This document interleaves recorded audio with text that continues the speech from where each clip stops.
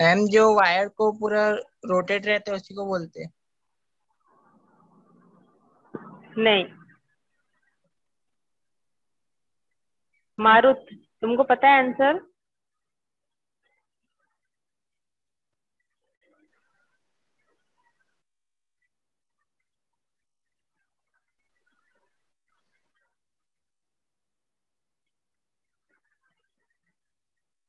किसी को नहीं पता? किसी ने भी ध्यान नहीं दिया? क्या बताया था मैंने? मैग्नेटिक इंडक्शन पे क्या होता है कि अगर किसी मैग्नेटिक सब्सटेंस के पास में किसी मैग्नेट को लेकर के आते हैं तो वो सब्सटेंस भी मैग्नेट की तरह बिहेव करता है। आ रहा है समझ में? Yes ma'am.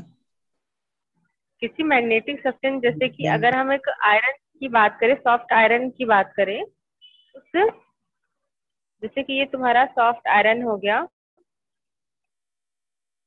अगर इस मैम सॉफ्ट आयरन के पास, हाँ जैसे कि चार्ज के पास कोई अनचार्ज आते हैं तो वो भी अनचार्ज ही हाँ मैग्नेटिक की तरह वो बिहेव करने लगता है। हाँ हाँ, एग्जैक्टली, एकदम सही आंसर दिया तुमने।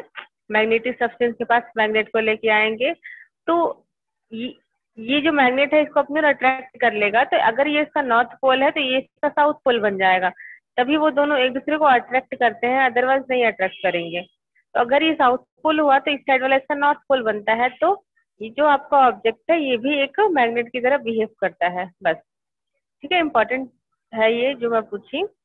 देखो, मॉलिक्यूलर थ्योरी बताया था मैंने, मैग्नेटिज्म की मॉलिक्यूलर थ्योरी पे ये बताया था कि जो हर मैग्नेट, जैसे कि ये आपका मैग्नेट है, मैग्नेट का जितने भी पार्टिकल्स है वो मिलके बना हो, उसके सारे पार्टिकल्स जो होते हैं सब में नॉर्थ नॉर्थ और साउथ पोल होता है, एग्जिस्ट करता है। और सब एक दूसरे से, ये ड्रॉ देखेंगे, इस ड्रॉ पे एक एक क्लोज्ड चेन की तरह सब एक दूसरे से कनेक्टेड होते हैं, अटैच्ड होते हैं, जुड़े हुए होते हैं। एक नॉर्थ साउथ, फिर नॉर्थ साउथ, इस तरह से सब जुड़े हुए रहते हैं। तो ये सारे एक दूसरे को न्यूट्रलाइज कर देते हैं।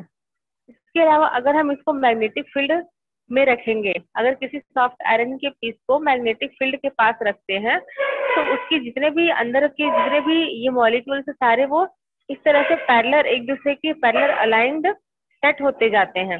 जितना आप वहां पे मैग्नेटिक फील्ड को रखते जाओगे उतना ही वो सेट होते जाएंगे। और एक टाइम ऐसा आता है जब मैग्नेटिक फील्ड का जो इफेक्ट होता है वो लिमिट से ज्यादा हो जाता है। मतलब कि अभी जैसे कोई भी आपका मॉलिक्यूल है, सब कोई भी डायरेक्शन पे है, अलग अलग डायरेक्शन पे है, और जैसे ही हम मैग्नेटिक इफेक्ट देंगे वो सारे एक दूसरे के साथ सेट होने लगते हैं।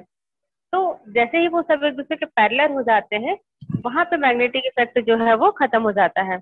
मतलब कि उस कंडीशन को वहां पे सैचुरेटेड कंडीशन कहा जाएगा। ये बताई थी मैं। अभी देखिए यहाँ पे कुछ एविडेंस दिखाया गया है, कुछ चीजें बताई गई है, मतलब ये प्रॉपर्टी बोल सकते हैं इसको। फर्स्ट ये लिखा हुआ है कि अगर हम मैग्नेट मैग्नेट को अ, हथौड़े की हेल्प से मारे, या उसको बीट करते हैं, ठीक है, या उसको हीट करते हैं, गर्म करते हैं, तो क्या होता है कि उसकी जो मैग्नेटिज्म की प्रॉपर्टी है वो खत्म हो जाती है ना। जैसे कि मान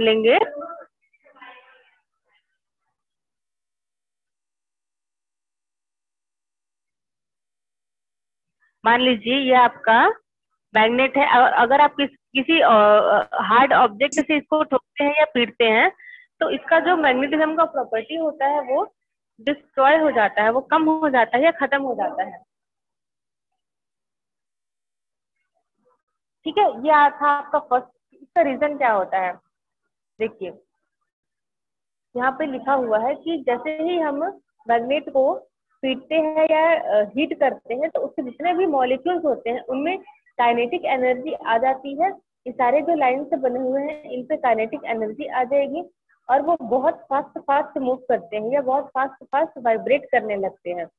तो वो अपने फील्ड से फ्री हो जाते हैं और बहुत दूर दूर चले जाते हैं।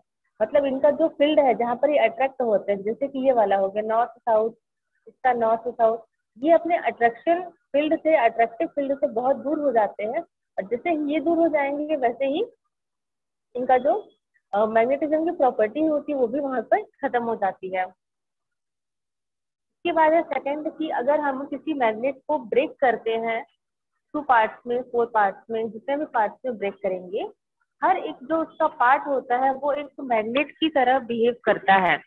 इस ड्रॉ पे देखिए एक मैग्नेट है हमारे पास, बार मैग्नेट, इसको हमने 2 पार्ट में डिवाइड किया, तो वो दोनों पार्ट भी अपना पोल क्रिएट करता है, north pole south pole create करता है। में डिवाइड करेंगे तो हर एक जो पार्ट होता है वो नॉर्थ और साउथ पोल को क्रिएट करता है। तो ये इसकी एक प्रॉपर्टी होती है इसको कि हम इसके दोनों पोल को कभी भी दोनों पोल को कभी भी अलग नहीं कर सकते हैं। ठीक है। Third, on heating a magnet, जैसे ही हम मैग्नेट को गर्म करते हैं वो उसकी मैग्नेटिक प्रॉपर्टी खत्म हो जाती है। ये वाला जो है आपका फर्स्ट वाले के जैसा है, same to same. Fourth number, जब किसी मैग्नेटिक सब्सटेंस को, जैसे कि आयरन के पीस को, सॉफ्ट आयरन के पीस को मैग्नेटाइज करते हैं। मैग्नेटाइज करने का मतलब क्या होता है कि आयरन के पीस के पास में, सॉफ्ट आयरन के पीस के पास में एक मैग्नेट को लेकर के आएंगे, तो ये अपने मैग्नेटिक फील्ड के थ्रू इसको अपनी ओर अट्रैक्ट करेगा और ये भी मैग्नेटाइज हो जाता है। तो ये जैसे ही मैग्नेटाइज होगा इसकी लेंथ में थोड़ा सा इंक्रीमेंट होता है, बिकॉज ये इसकी ओर अट्रैक्ट हो रहा है, इस कारण से इसकी लेंथ में इंक्रीमेंट होता है। तो मॉलिक्यूलर थ्योरी के अकॉर्डिंग सारे जो इसके मॉलिक्यूल्स होंगे, अंदर के जितने भी पार्टिकल्स होते हैं, वो सारे इस तरह से स्ट्रेट रो में अरेंज हो जाते हैं, और इस कारण से ही इसकी जो लेंथ होती है थोड़ी सी वो इंक्रीज हो जाती है।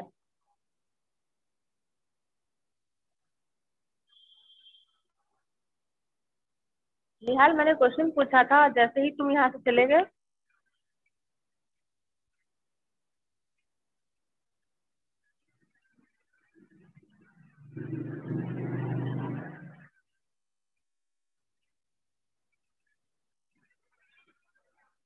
निहाल गंधर्व,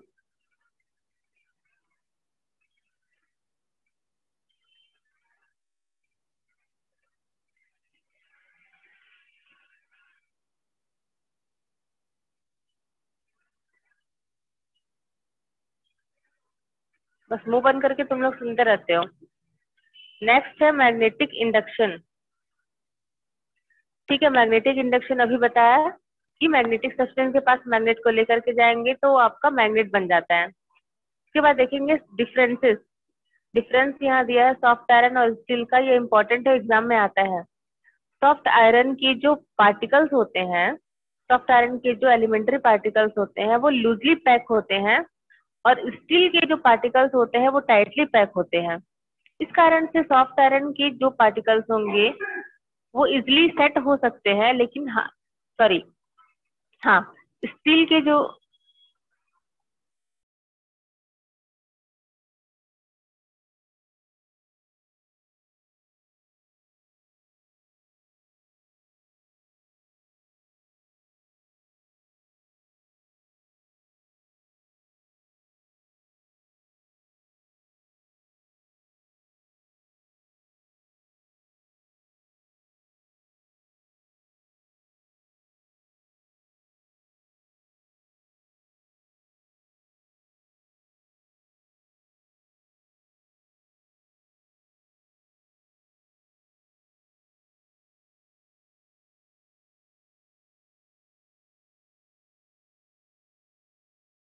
मैम मैम वॉइस नहीं आ रही है। अरे मैम म्यूट है। अरे हाँ, सॉरी, गलती से हो गया था। डिफरेंस से बताना है ना। Yes yes. मैम। अभी तो तुम लोग की वॉइस आ रही है मेरे को, जैसे ही मैं क्वेश्चन पूछना स्टार्ट करती हूँ किसी की वॉइस नहीं आती है, और क्वेश्चन पूछे तो भाग भी जाते हो तुम लोग। मतलब तुम लोग इतने ज्यादा डल हो गए हो 12th में आ करके।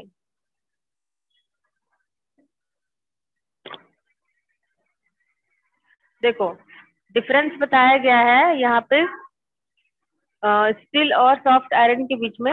ये बताया गया है कि जो स्टील होता है, ये स्टील है, इसके जो पार्टिकल पार्टिकल्स होते हैं वो एक दूसरे से टाइटली पैक होते हैं, और जो सॉफ्ट आयरन होता है उसके जो पार्टिकल्स होते हैं वो लूजली पैक होते हैं।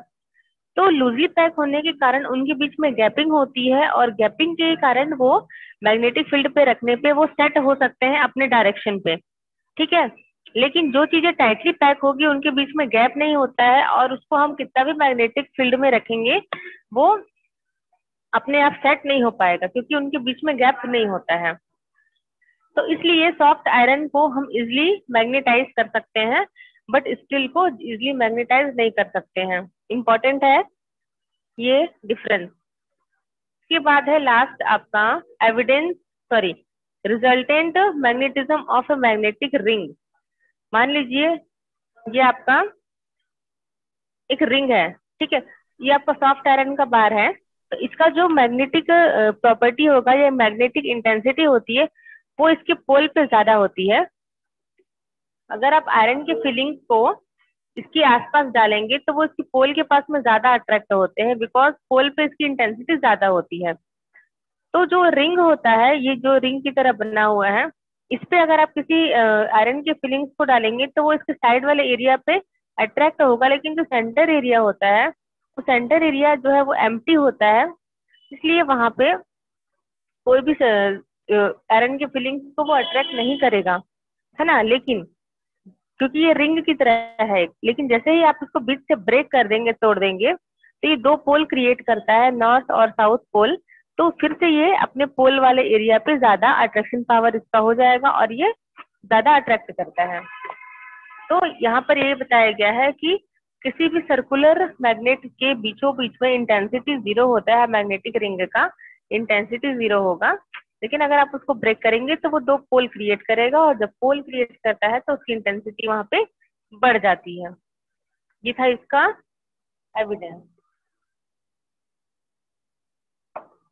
इसके बाद है आपका coulomb inverse square law.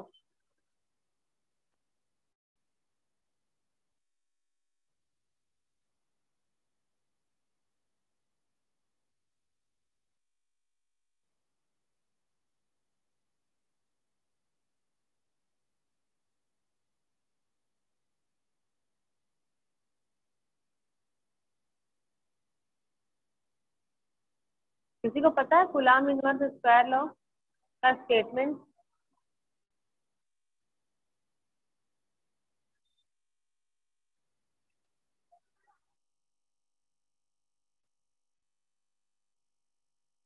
First chapter में पढ़े थे ना? यस। क्या पता। कौन बताएगा? सुहाने, आपको याद है क्या स्टेटमेंट कूलम्ब लॉ का क्या होता है, जो फर्स्ट चैप्टर में पढ़ा था चार्जेस के लिए? Coulomb's law. यस, हाँ बताओ।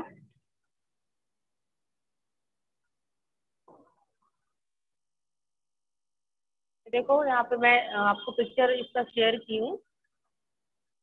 फर्स्ट चैप्टर में क्या पढ़ा था कि अगर हमारे पास में दो चार्जेस हैं, हम ले लेते हैं यहाँ पर एक फर्स्ट Q1 और एक Q2 चार्ज हम ले लेते हैं।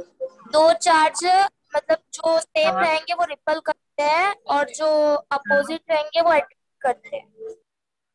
ठीक है, तो उसका स्टेटमेंट क्या था? और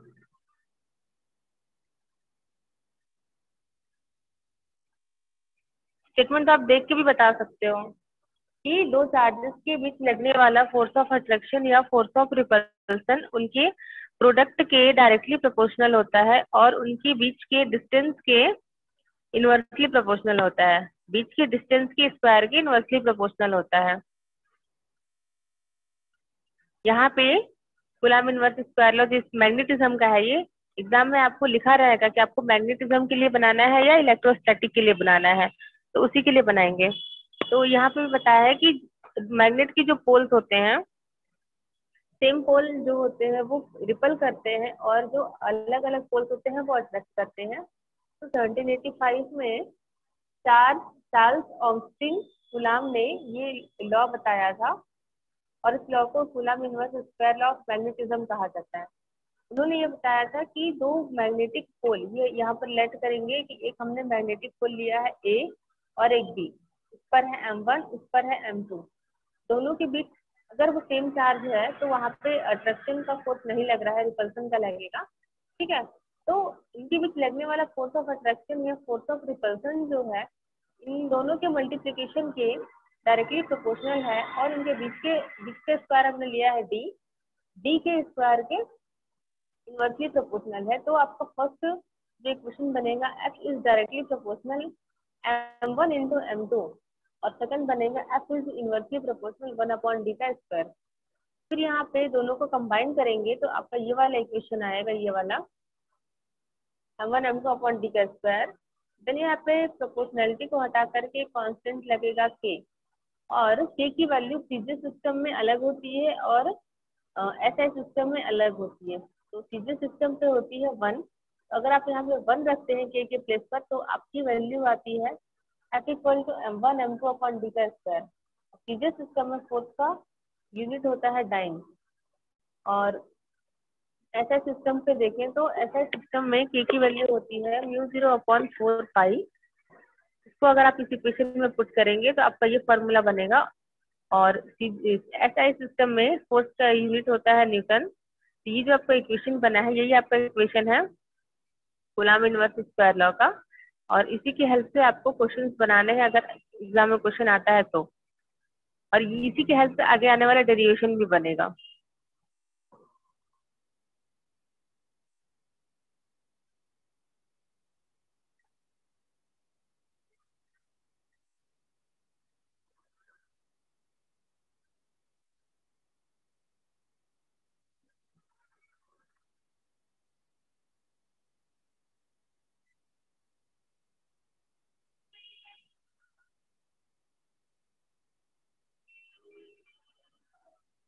क्लियर है? तो आप डिस्कस एक्सप्लेन करूं।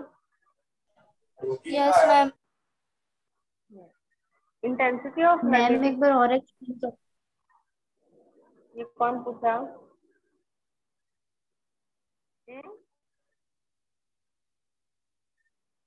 अरे नाम बताओ, बता रही हूँ मैं आंसर। मैम मैं कुनिका। देखो, पढ़ा था फर्स्ट चैप्टर में, इलेक्ट्रोस्टैटिक वाले फर्स्ट चैप्टर में पढ़ा था कूलॉम्स लॉ। यहाँ पे हमने यस मैम। एक दो पोल बनाया, एक को M1 एक को M2 यहाँ पे लेबल करेंगे। ठीक है, अब वो जो दोनों पोल है वो सेम भी हो सकते हैं और सेम नहीं भी हो सकते हैं। अगर सेम होगा तो रिपल्सन होगा, और अलग अलग होगा तो अट्रैक्शन होगा। इसके अलावा दोनों के बीच का डिस्टेंस d लेते हैं, तो फोर्स ऑफ अट्रैक्शन को F से रिप्रेजेंट करेंगे। F कूलॉम्स लॉ के अकॉर्डिंग इन दोनों M1 और M2 का जो मल्टीप्लीकेशन होता है उनका जो मल्टीप्लीकेशन होगा वो फोर्स ऑफ अट्रैक्शन के डायरेक्टली प्रोपोर्शनल होता है, और डायरेक्टली प्रोपोर्शनल को उसके जस्ट सामने पे लिखा जाता है। और इसके बीच का जो डिस्टेंस है वो डिस्टेंस जो है डिस्टेंस के स्क्वायर के इनवर्सली प्रोपोर्शनल होगा, क्योंकि जैसे जैसे आप इन दोनों के बीच के गैपिंग को बढ़ाते जाएंगे उसका फोर्स ऑफ अट्रैक्शन कम हो जाएगा, और गैपिंग को कम करेंगे तो फोर्स ऑफ अट्रैक्शन ज्यादा होगा। इसलिए ये दोनों एक दूसरे के इनवर्सली प्रोपोर्शनल होते हैं। तो अगर आप इन दोनों को कंबाइन करते हैं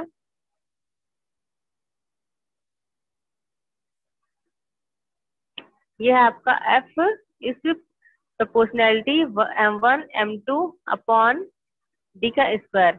यहाँ पर प्रोपोर्शनैलिटी को हटाएंगे तो इक्वल लगेगा और एक कांस्टेंट K लगता है M1 M2 अपॉन डी का स्क्वायर। SI सिस्टम पे K की वैल्यू 1 होती है, आंसर आएगा आपका M1 M2 अपॉन डी का स्क्वायर। लेकिन सीजे सिस्टम पे K की वैल्यू होती है μ0 अपॉन 4 पाई। तो आपका ये फॉर्मूला बनेगा μ0 अपॉन 4 पाई M1 M2 अपॉन डी का square. Yes ma'am. First chapter में जैसा पढ़ा था सेम रहेगा, बस फर्स्ट चैप्टर में चार्जेस के लिए क्यू लिया था और यहाँ पे आपका M के फॉर्म पे है।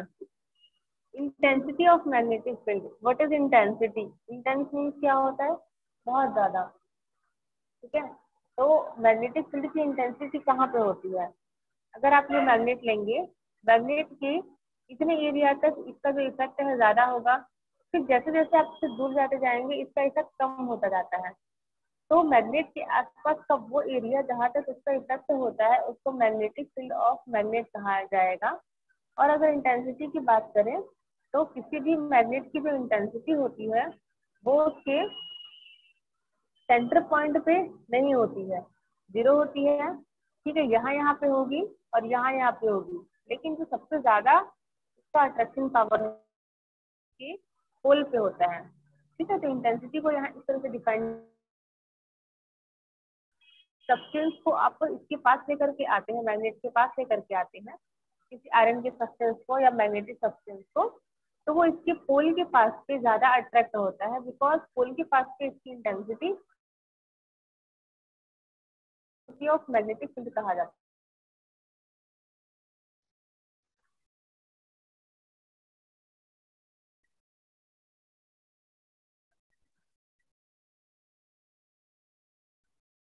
इसके बाद दूसरा टॉपिक है magnetic dipole and dipole movement. यहाँ पर बोल रहा है कि एक करंट लूप का मतलब एक हमने सर्कल लिया और इसमें करंट कैरी किया हुआ है, मतलब ये आपका एक लूप बन गया। करंट कैरिंग सोलेनॉइड, ये आपका सोलेनॉइड बन गया, यहाँ पे इसे भी करंट दिया हुआ है। And current carrying circular coil, ये आपका सर्कुलर कॉइल हो गया, यहाँ पर भी करंट आपका मूव कर रहा है। ठीक है, तो ये जो सारे जो तीनों चीजों को हमने ड्रॉ बनाया हुआ है, ये जो तीनों चीजें होती है वो बार मैग्नेट की तरह वर्क करती है। बार मैग्नेट जो है उसके दो पोल होते हैं, नॉर्थ और साउथ, तो इसके भी दो पोल बनते हैं। सोलेनॉइड का तो आपने पढ़ा होगा कि करंट जहाँ से एंटर करता है वो आपका नॉर्थ पोल होगा और जहाँ से लीव करता है वो आपका साउथ पोल होता है। ठीक है, वैसे ही इसका भी होगा, जहाँ से करंट एंटर करेगा वो आपको नॉर्थ पोल बन जाएगा, जहाँ से बाहर आता है वो साउथ पोल बनता है।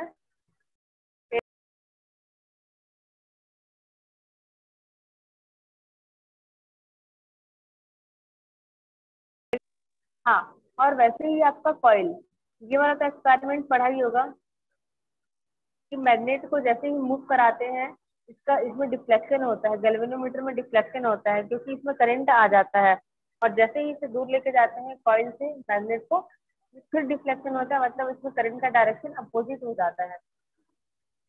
तो सारी जो चीजें हैं यहाँ पे तीनों, करंट कैरिंग कॉइल या लूप या फिर करंट कैरिंग सोलेनॉइड, सब एक स्मॉल बार मैग्नेट की तरह वर्क करती है, क्योंकि अगर आप इसको मैग्नेटिक फील्ड में रखते हैं तो इसके दो पोल क्रिएट होते हैं। ठीक है, एक नॉर्थ पोल और एक साउथ पोल। तो वो सारे सिस्टम्स जिनको हम मैग्नेटिक फील्ड पे रखते हैं तो उसके सारे जो पार्टिकल्स होते हैं वो पैरेलल सेट हो जाते हैं, उसको मैग्नेटिक डाइपोल कहा जाता है। और ये तो आपने पढ़ा होगा कि मैग्नेट के दोनों पोल को डिवाइड नहीं कर सकते, उसको आइसोलेट नहीं कर सकते हैं।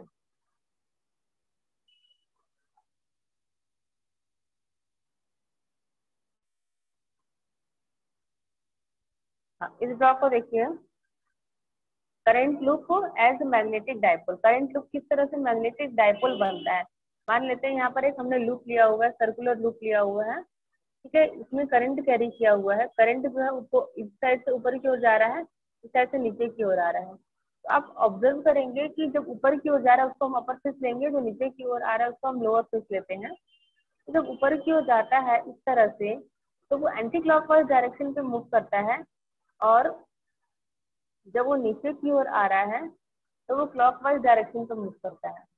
तो जब कोई भी करंट किसी कॉइल पे जब एंटी क्लॉकवाइज घूमता है तो वो नॉर्थ पोल बन जाता है, क्योंकि ये जो आपका एन है इसको अगर आप इस तरह से एरो बनाएंगे तो इसके जस्ट सिमिलर इस तरह से एक एरो बनाएंगे तो देखेंगे ये आपका एंटी क्लॉकवाइज डायरेक्शन हुआ इस तरह से।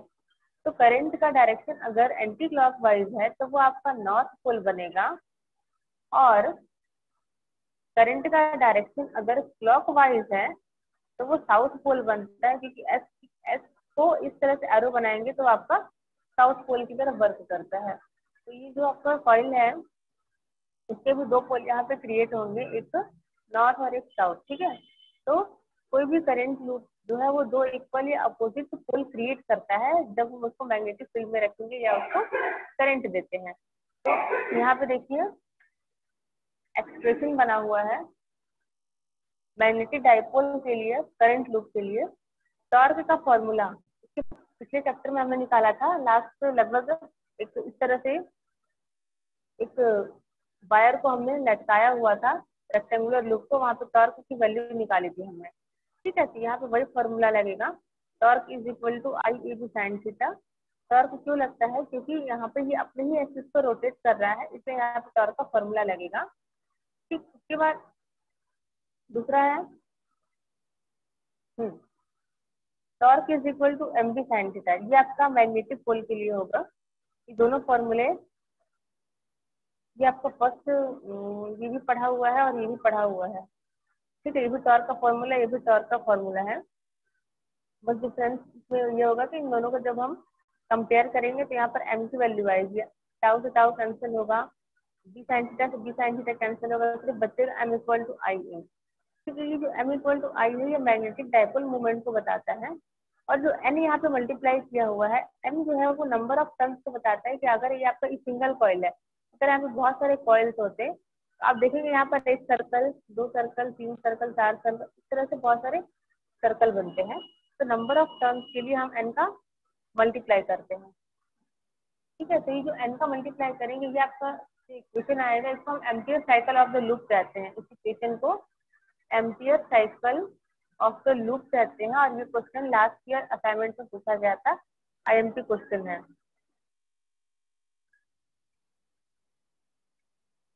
इसके आगे के टॉपिक नेक्स्ट क्लास में देखेंगे, और इसमें जो भी डाउट होगा आप व्हाट्सएप पर मुझे पूछ सकते हैं। यस ठीक है, मैम। क्लास